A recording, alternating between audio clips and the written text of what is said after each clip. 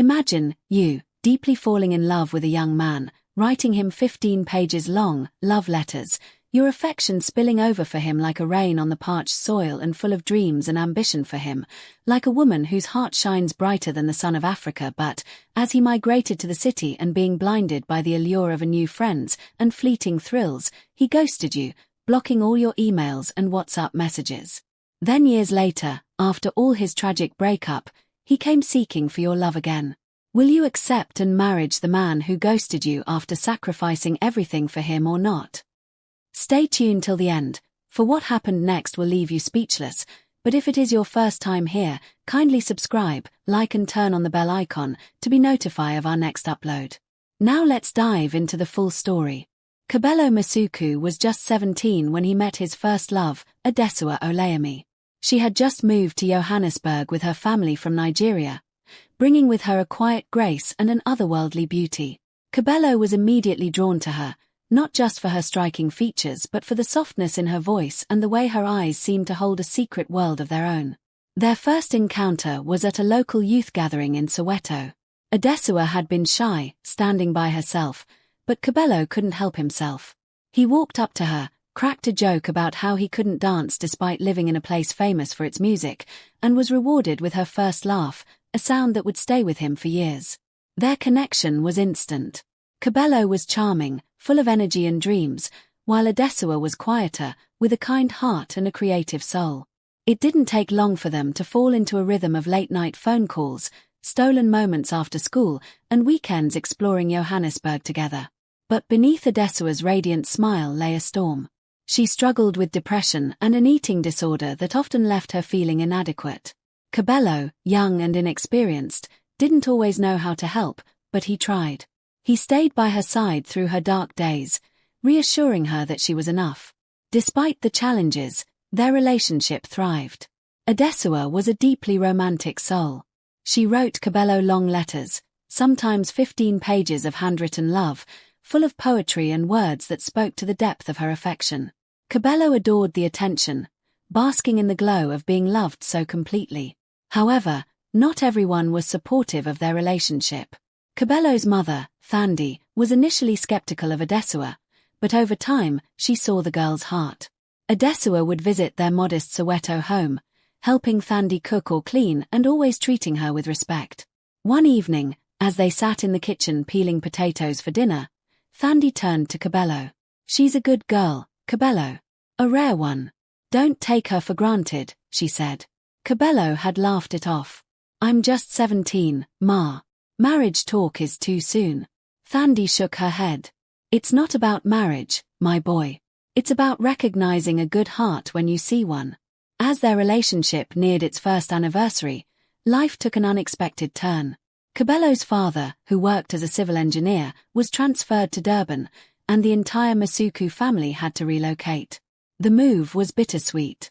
While Kabelo was excited about the opportunity to live in a vibrant coastal city, the thought of leaving Adesua behind weighed heavily on him. They promised to make it work. Long distance would be hard, but they were determined to stay connected. At first, their love defied the miles. Kabelo would call every evening, and Adesua would send him care packages with handwritten letters, small gifts, and even photos of the places they used to visit. But Durban was a city of temptations. Kabelo quickly settled into a new life. He made new friends, joined sports clubs, and found himself caught up in the energy of his new surroundings. The calls became less frequent. The messages slowed down. Adesua, ever patient, tried to keep their bond alive, but Kabelo found himself craving a relationship that wasn't limited to phone screens and letters. One day, Kabelo met Lerato, a girl from his new school. Lerato was bubbly, always ready with a quick joke and a dazzling smile. She lived nearby, and they often ended up at the same gatherings. Kabelo knew it wasn't fair to Adesua, but he started spending more time with Lerato, enjoying the ease of having someone physically present. Adesua sensed the shift. Her messages became more emotional, filled with fears of losing him. She reminded him of the promises they had made, but Kabelo grew increasingly distant. He started to feel suffocated by her love. The letters that once thrilled him now felt like a burden. One day, after weeks of avoiding her calls, Kabelo made a decision. He stopped responding altogether. No explanation, no goodbye. He ghosted her completely, leaving Adesua heartbroken and confused. For months, Kabelo tried to justify his actions to himself. He told himself that they were young, that life was pulling them in different directions, and that Adesua would eventually move on. Then, 5 months later, he heard through a mutual friend that Adesua was getting married. The news hit him like a ton of bricks. He couldn't believe it. The girl who had once written him pages of poetry and poured her heart into loving him was now building a life with someone else. Kabelo felt a pang of regret, but he buried it deep. She's happy, he told himself. That's all that matters. But deep down, a small voice whispered, "You lost something precious, Kabelo." 3 years after cutting ties with Adesua, Kabelo's life had changed dramatically. Now 21, he was studying business management at a university in Durban, navigating the excitement of adulthood. It was during one of the university's cultural events that he met Amora Ease, a Nigerian South African woman whose sharp wit and confident demeanor captivated him. Amora was everything Adesua wasn't. While Adesua had been gentle and nurturing, Amora was bold and independent. She carried herself with an air of sophistication that Kabelo found both intriguing and intimidating. From the moment they met, Kabelo was determined to win her over. It wasn't easy. Amora wasn't one to fall for sweet words or grand gestures. Kabelo had to work hard to earn her attention, and when she finally agreed to go on a date with him, it felt like a personal victory. Unlike his relationship with Adesua, where love had flowed effortlessly, this new relationship was a challenge, and Kabelo loved every moment of it. He transformed himself in ways he thought would impress Amora. He started dressing sharper, taking her to expensive restaurants, and even joining her on fitness runs despite hating exercise. Amora had high standards, and Kabelo was eager to meet them. His friends teased him, calling him Mr. Perfect, but Kabelo didn't care. He was infatuated and determined to make Amora happy. But there was one problem. Their relationship was entirely one-sided. While Kabelo showered Amora with affection and attention, she gave little in return. She often cancelled plans at the last minute, showed minimal interest in his life, and dismissed his efforts with a casual thanks. Kabelo convinced himself that this was just her personality and that her love language was different from his. Months turned into years, and Kabelo remained devoted to Amora despite her coldness. His mother, Thandi, who had always been a pillar of wisdom in his life, noticed the imbalance. "Kabelo, are you happy?" she asked him one evening over the phone. "I am, Ma. Amora just needs time to open up," he replied, brushing off her concerns. Thandi sighed. "Love shouldn't feel like a constant battle, my boy. You'll understand one day." Kabelo ignored her words, blinded by his love for Amora. By the 4th year of their relationship, cracks began to show. Kabelo was exhausted from always giving and receiving so little in return. Their arguments became more frequent, and Amora's indifference only deepened. One evening, Kabelo decided to confront her about their issues. They were at a beachfront cafe, the waves crashing softly in the background. Kabelo poured his heart out, expressing his frustrations and his desire for them to work things out. Amora listened in silence, sipping her cappuccino. When he was done, she set her cup down and looked him in the eye. "Kabelo, we're just too different," she said. "I don't see this going anywhere." Her words were like a dagger to his heart. For years of effort, love, and devotion, all dismissed with a single sentence. Kabelo tried to argue, but Amora stood firm. She was done. For weeks, Kabelo spiraled into despair. The breakup left him hollow, but life wasn't done dealing him blows. Just a month after Amora walked out of his life, his mother, Thandi, passed away after a sudden illness. Losing his mother was a pain unlike anything he'd ever felt. She had been his rock, the one person who truly understood him. With her gone, Kabelo felt completely untethered. The grief consumed him, leaving him questioning everything about his life. The pain of losing Thandi and Amora drove Kabelo to make drastic changes. He sold his car, got rid of mementos, and withdrew from his social circle. But no matter how much he tried to erase his past, one memory refused to fade: Adesua. She began to haunt his thoughts like a ghost from a better time. He remembered her love letters, the way she would hold his hand and tell him everything would be okay. He remembered how she had fought for their relationship, even when he hadn't. And he remembered his mother's words. "She's a good girl, Kabelo. A rare one." Kabelo couldn't help but wonder what might have been if he had listened to his mother. Adesua had everything he now realized he needed: patience, kindness, and a love so pure it had survived even his worst moments. Out of curiosity and longing, he searched for her on social media. It didn't take long to find her profile. She was still as beautiful as he remembered, but now there was a maturity in her eyes that spoke of a life well lived. Her profile was filled with pictures of her family, her husband and 2 children. They looked happy, radiant even. Adesua's captions were full of gratitude and love for the life she had built. Kabelo felt a pang of regret so sharp it took his breath away. She had given him everything, and he had thrown it away. And now, she was living the life he could have had, while he was left alone, carrying the weight of his mistakes. For the first time in years, Kabelo allowed himself to cry, not just for Adesua, but for the boy he had been, the man he had become, and the lessons he had learned far too late. As the months passed, Kabelo struggled to reconcile with the emptiness in his life. Adesua's memory became a painful reminder of how his choices had shaped his present. He threw himself into work, hoping that building a career might fill the void, but even professional success felt hollow. One evening, Kabelo ran into a mutual friend from his teenage years, Thandao. They hadn't spoken in years, and after catching up, Kabelo hesitantly asked, "Do you ever hear from Adesua?" Thandao gave him a knowing look. "I do. She's doing well, Kabelo. She's happy." Kabelo nodded, expecting the answer but feeling its weight nonetheless. "She's a good person, you know," Thandao continued. "She never blamed you for what happened. Said it wasn't meant to be. I think she forgave you a long time ago."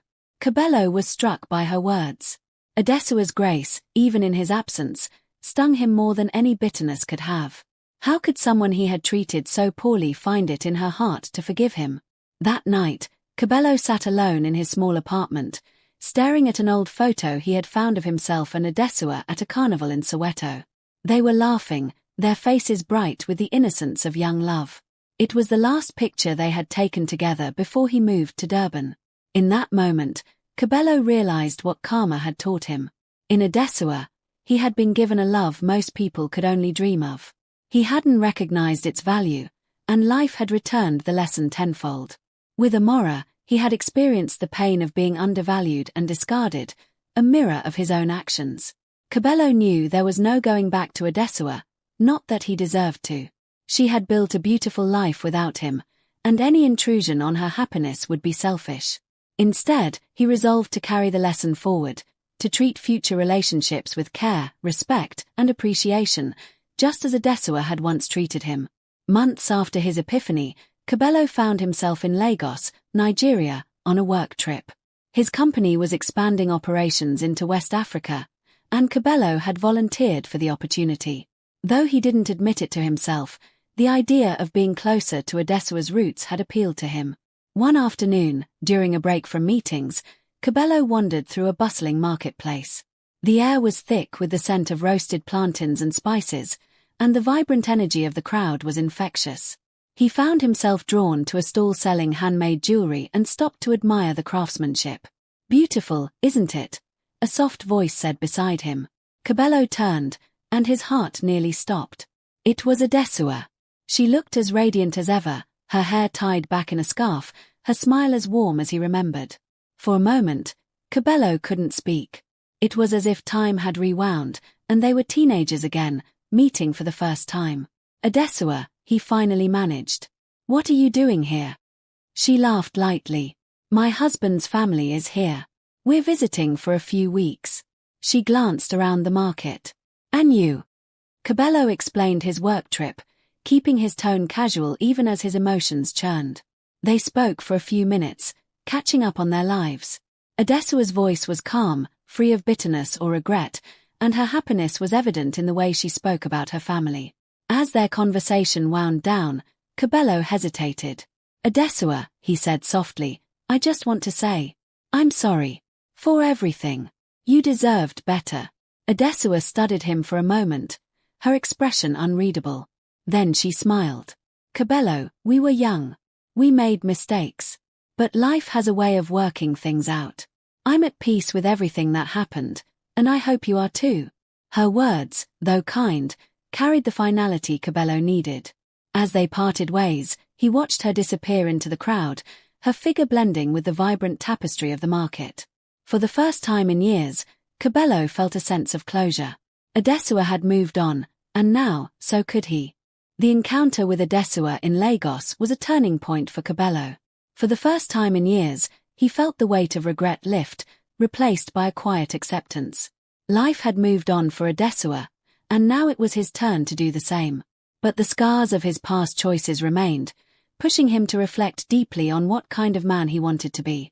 Kabelo threw himself into his work, earning respect and recognition from his colleagues. But his professional success couldn't fill the void in his heart. Relationships became a distant thought. He didn't trust himself to love again without repeating the mistakes of the past. Despite his efforts to avoid romance, life had other plans. One day, during a corporate networking event in Johannesburg, he met Lerato, a vibrant young woman with a sharp mind and a disarming laugh. Unlike Amora, Lerato was warm and approachable, and unlike Adesua, she wasn't overly romantic but carried a quiet strength that drew Kabelo in. As they began to spend time together, Kabelo found himself opening up about his past. He told Lerato about Adesua, about Amora, and about his regrets. To his surprise, Lerato didn't judge him. Instead, she encouraged him to forgive himself. Life has a way of teaching us, she said. You've learned the hard way, Kabelo. Now it's up to you to live differently. Her words stuck with him, and for the first time, Kabelo felt hopeful about the possibility of a new relationship. But just as things seemed to be improving, karma had one last lesson in store for him. Kabelo and Lerato's relationship blossomed over the next year, but as they grew closer, cracks began to appear. Lerato started pulling away, her once frequent calls and messages becoming sporadic. Kabelo, eager not to repeat his past mistakes, showered her with attention and reassurances. But the more he tried, the further she drifted. One evening, during a quiet dinner at her apartment in Pretoria, Lerato finally spoke the words Kabelo had been dreading. Kabelo, you're an amazing man, but I don't think we're right for each other, she said, her voice calm but firm. I've been trying to make this work, but I don't feel the same way anymore. Kabelo's chest tightened as her words sank in. He had done everything to ensure this relationship didn't end like the others. Yet here he was, facing the same heartbreak he had caused Adesua years ago. What did I do wrong? He asked, his voice breaking. Lerato shook her head. Nothing. Sometimes, two people just don't fit, no matter how hard they try. She was right, but it didn't make the pain any easier to bear.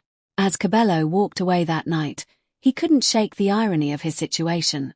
He had once dismissed Adesua's love, taken her devotion for granted, and now, despite his best efforts, he was on the receiving end of indifference. Months passed, and Kabelo found himself alone once more, reflecting on the whirlwind of relationships and heartache that had defined his 20s. He thought about Adesua's unwavering love, Amora's cold indifference, and Lerato's quiet withdrawal. Each woman had taught him something about himself, and each experience had left him more aware of the weight of his actions. One evening, while visiting his late mother's grave in Soweto, Kabelo found a moment of clarity. Life had come full circle. The pain he had caused others had found its way back to him, not as punishment, but as a lesson. As he stood there, the wind rustling through the trees, he whispered, "I understand now, Ma. I understand." From that day forward, Kabelo vowed to live with intention and gratitude. He knew he couldn't change the past, but he could honor the lessons it had taught him by being a better man in the future. Years later, Kabelo found love again, not the fiery, all-consuming kind he had chased in his youth, but a steady and enduring partnership built on mutual respect. Though his new relationship wasn't perfect, it was honest and real, and Kabelo approached it with the wisdom he had earned through his struggles. In the quiet moments of his life, he often thought of Adesua. He hoped she was still happy, still writing love letters to the man who had seen her worth when he hadn't. And though he would always carry the regret of losing her, Kabelo found peace in knowing he had finally learned to value the kind of love she had once given him so freely. Karma, he realized, wasn't just about retribution, it was about growth. And in the end, Kabelo had grown into the man he was always meant to be. Thank you for watching till the end. If you did enjoy the story, then let's see your comment and where you are watching from.